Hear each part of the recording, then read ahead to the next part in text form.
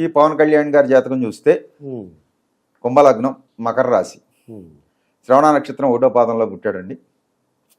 ఈయనకి శని మహాదశలో శని యొక్క అంతర్దశే జరుగుతూ ఉంది. మకర లగ్నానికి చతుర్థంలో లగ్నాధిపతి శనిలో శని వృషభంలో ఉన్నాడండి. వృషభంలో శని యోగిస్తాడు అని చెప్పచ్చు ఈయనకి. అలాగే ద్వితీయంలో గోచార రీత్యా ద్వితీయంలో ఉన్న శని అంతగా యోగించడు.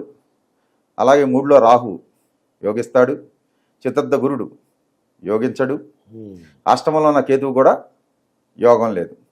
ఈయనకి ఒక రాహువే గోచార రీత్యా యోగిస్తున్నాడండి. అలాగే శనిలో శని మహాదశలో శని జరుగుతుంది. ఈయనకి కొంత అనుకూలం, షడ్బలాల్లో కూడా శని కొంచెం బలం కలిగి ఉండటం వల్ల ఈ శనిలో శని కొంత అనుకూలమైన ఫలితాలు ఇచ్చే అవకాశాలు కనపడుతున్నాయి జాతక రీత్యా.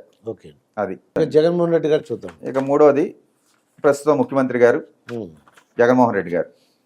ఈయనది కన్యాలగ్నం, అలాగే ఆరుద్ర నక్షత్రం 2వ పాదం, మిథున రాశి.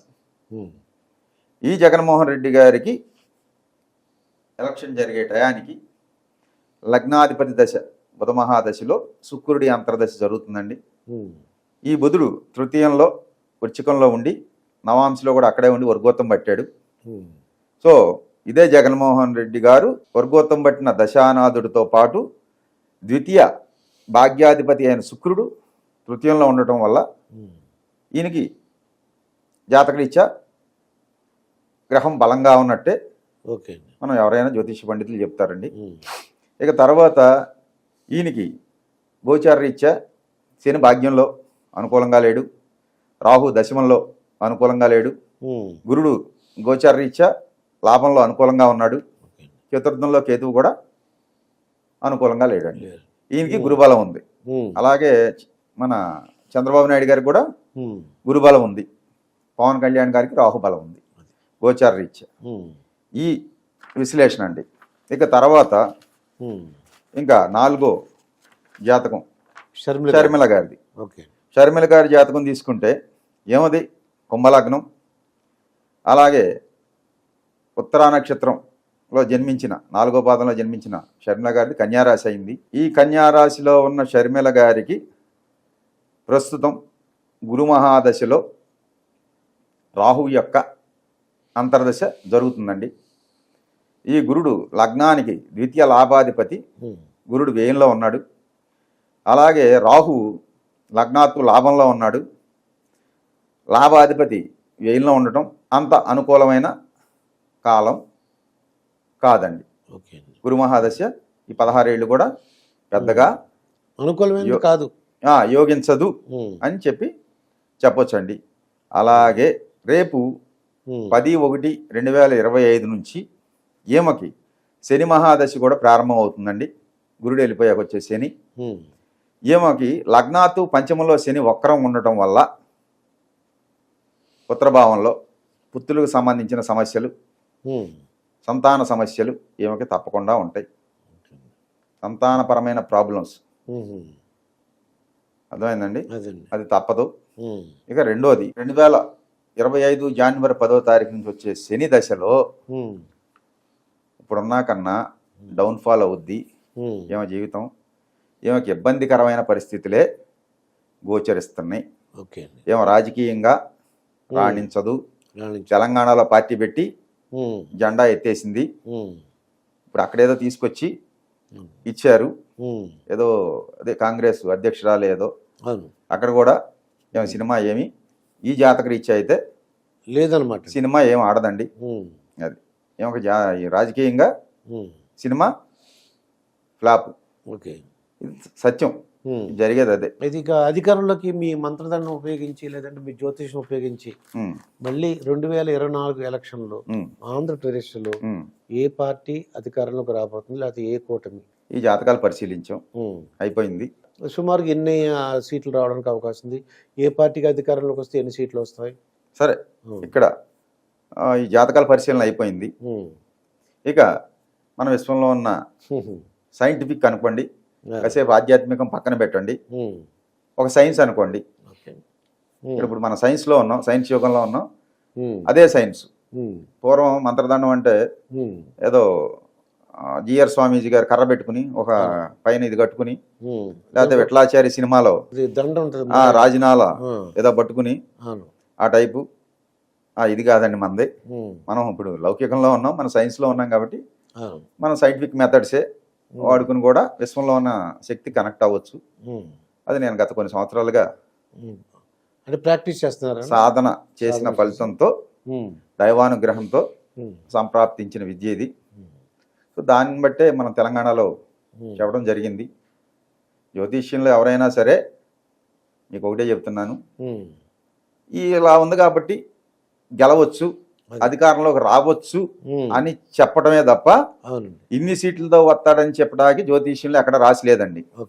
అర్థమైందండి?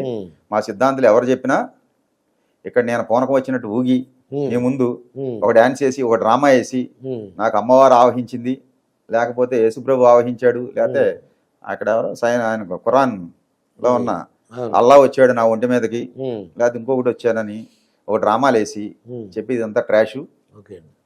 ఇదంతా కూడా జనాలని నమ్మకాన్ని వీక్నెస్ ని క్యాచ్ చేసుకునే సిస్టమేనండి. ఇది అసలు చెప్పడానికి ఈ పూనకాలు ఒకటాలు ఏమీ చెప్పక్కర్లేదు. భగవంతుడు మీలో ఉన్నాడు, నాలో ఉన్నాడు, చరాచర విశ్వం అంతా కూడా వ్యాపించున్నాడు, అన్ని జీవరాశుల్లో ఉన్నారు. సమస్త జీవరాశుల్లో నేను లేని ప్లేస్ అంటూ లేదు, నేను లేని అణువే లేదు అన్నాడండి. అణువు నుంచి బ్రహ్మాండం వరకు కూడా నేనే వ్యాపించున్నానని చెప్పి భగవంతుడు చెప్పాడు. సో అసలు భగవంతుడు లేని ప్లేస్ లేదు.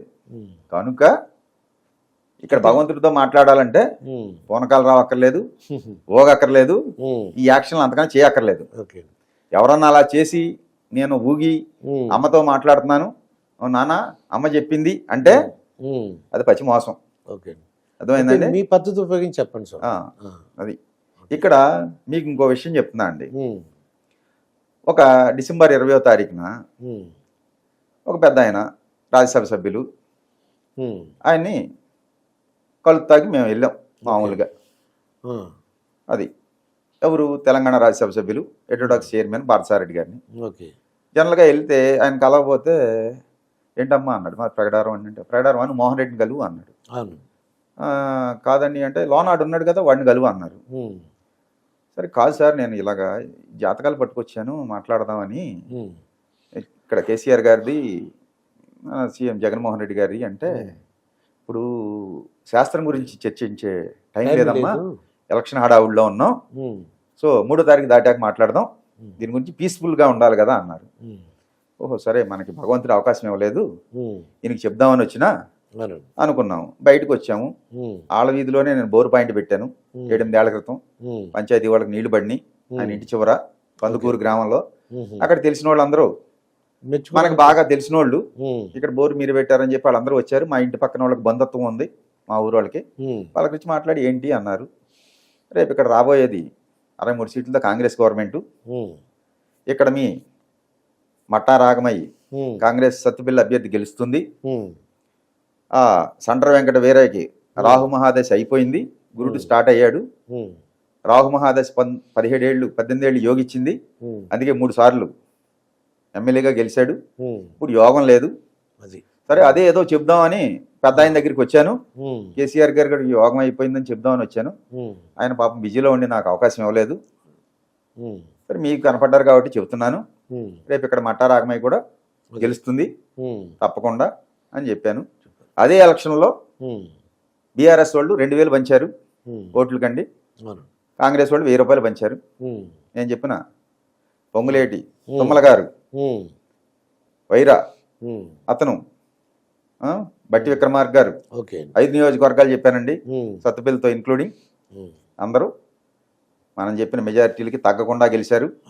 మనం చెప్పింది జరిగింది. అది కూడా కొన్ని ఛానల్స్కి అప్పుడు ఇచ్చాను నేను. సో ఇలాగా యోగం అనేది మానవుణ్ణి టైం లేనప్పుడు ఎన్ని ఇదండి. అంటే జనరల్గా మీకు ఒకటే విషయం అండి, కార్పొరేట్ సంస్థల యజమానులు కానీ కార్పొరేట్ వీళ్ళు కానీ మన దగ్గరికి ఎవరన్నా వస్తున్నాడంటే వీళ్ళు ఏ భావంతో చూస్తారంటే ఏదో చందాలు అడుక్కుంటా వస్తున్నాడు అనే భావంతో చూస్తారు. కొంతమంది బాగా ఉన్నవాళ్ళు అయితే ఈ ముష్టోడు వచ్చాడు అనుకుంటాడు. ఇటు కాదని మనం ఇంటికి వస్తే ఇప్పుడు కాదు కానీ రేపు రా లేకపోతే ఎల్లుండిరా పైకి వెళ్ళరా లేకపోతే అండుగలవు ఇండుగలవు అని చెప్తారండి. ఇలాగా ఇప్పుడు ఒక వ్యక్తి దగ్గరికి వెళ్ళేవాళ్ళు జనాలు అడుక్కుంటాకే పోతారు డబ్బులు ఉన్నోడి దగ్గర. గలం చుట్టూ ఏగలు చేరినాయి అన్నట్టు డబ్బులు ఉన్నోడి చుట్టూ జనాలు తిరుగుతున్నారంటే ఆడి దగ్గర లాగుదామనండి. మీకు ఈ రాజకీయ నాయకుల చుట్టూ తిరిగినా వాళ్ళ సొసైటీ అంతా అంతేనండి. ఒక అధికారం కోసమైనా లేకపోతే నా ఉద్యోగం కోసమో ఇంకో దానికో మీ చుట్టూ తిరుగుతున్నారు అంటే ఎందుకంటే మీ దగ్గర బెల్లం ఉంది కదా బెల్లం లాక్కుందామని. కానీ మా జ్యోతిష్యులు కూడా అంతే. ఏది బిగ్ షాట్లను పట్టుకుని డబ్బులు వసూలు చేద్దామని అనుకుంటారు. ఆ హోమాలు ఈ హోమాలు చేస్తే మంచిది మీ కంపెనీల్లో అని చెప్పి హోమాలు చేపించి కోట్లు దండుకునే మా సిద్ధాంతులు ఉన్నారు.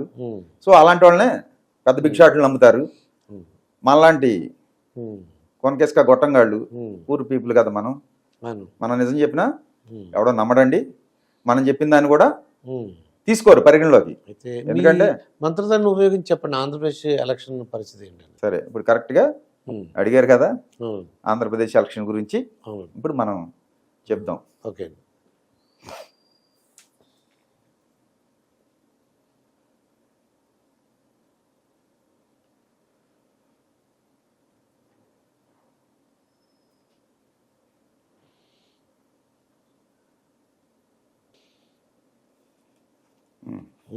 ఆంధ్రాలో అధికారంలోకి వస్తే చంద్రబాబు గారు రానిండి, పవన్ కళ్యాణ్ గారు రానిండి, ఎవరు వచ్చినా 117 ఎమ్మెల్యే సీట్లతో అధికారంలోకి వస్తుందండి. 117 సీట్లతో అధికారంలో వచ్చే పార్టీకి.